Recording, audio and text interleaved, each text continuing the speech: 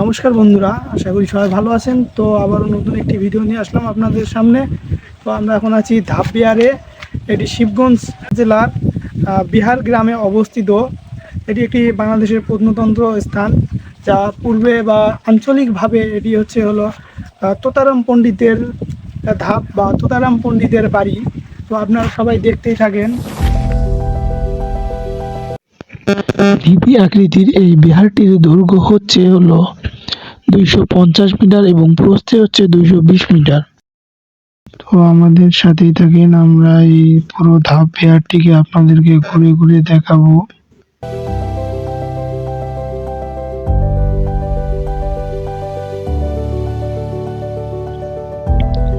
সামনেই দেখতে পাচ্ছেন এই দেয়াল, এগুলো মাটি থেকে খনন করে নির্মিত, যা পূর্বে তোতারাম পণ্ডিতের বিহার নামে পরিচিত। এখানে মোট 37টি কক্ষ রয়েছে। তার উত্তর ও দক্ষিণে রয়েছে 10টি করে কক্ষ এবং পূর্ব দিকে রয়েছে 8টি কক্ষ ও পশ্চিম দিকে রয়েছে 9টি কক্ষ। এই হচ্ছে সেই কক্ষ। এই যে পুরাতন সেই ইট।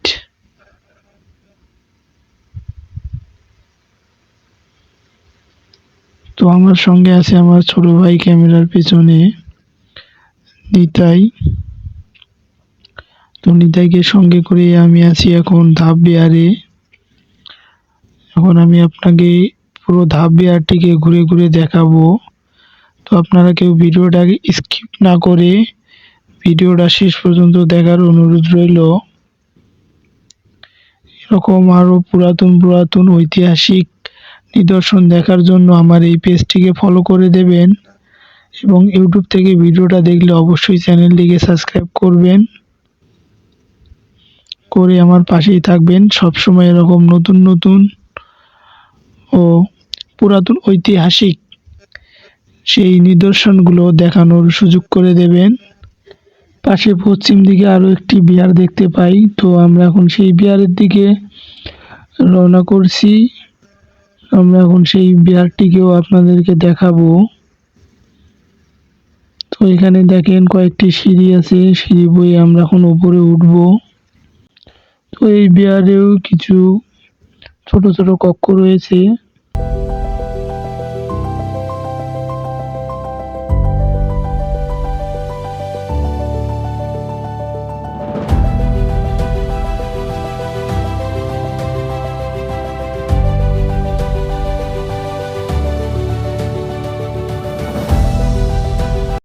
আমরা এখন যাব এখানে আবিষ্কৃত হওয়া সেই দুইটি মন্দির, যার একটি হলো পূর্ব দিকে বট গাছের ওই দিকে অবস্থিত। তো আমরা এখন ওই দিকে যাব। খনন করার পর আবিষ্কৃত এটি সেই মন্দির, যার দৈর্ঘ্য 6 মিটার ও প্রস্থ 5 মিটার। এখানে ওঠার জন্য কতগুলো সিঁড়ি রয়েছে। আমরা এখন সিঁড়ি দিয়ে উপরে উঠবো। তারপর ওই যে মাঝখান দিয়ে যে জায়গাটা আমরা দেখতে পাচ্ছি, এটাই হচ্ছে সেই মন্দিরের মূল ফটক বা মন্দিরের মূল মঞ্চ, যাকে কেন্দ্র করে আশেপাশে হোমযজ্ঞ করা হতো বলে ধারণা করা যায়।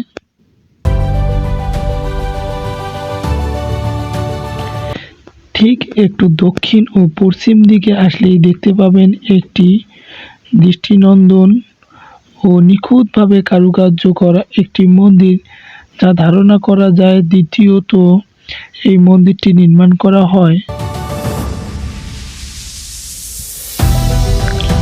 আপনারা দেখতেই থাকেন, আমি আপনাদের এই মন্দিরটি চারপাশে ঘুরে ঘুরে দেখাচ্ছি।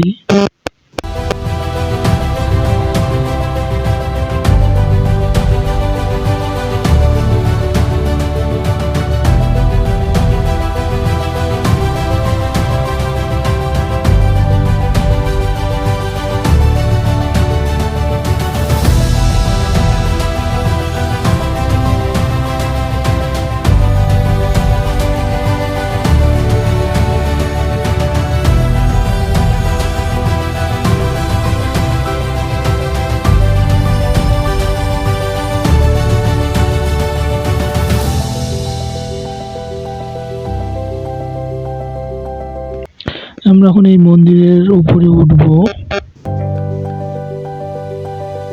আজকের মতো এখানেই বিদায় নিচ্ছি, দেখা হবে অন্য একটি ভিডিওতে। তো ভিডিওটা ভালো লাগলে সবাই লাইক করবেন এবং বন্ধু বান্ধবদের দেখার জন্য ভিডিওটা বেশি বেশি শেয়ার করবেন।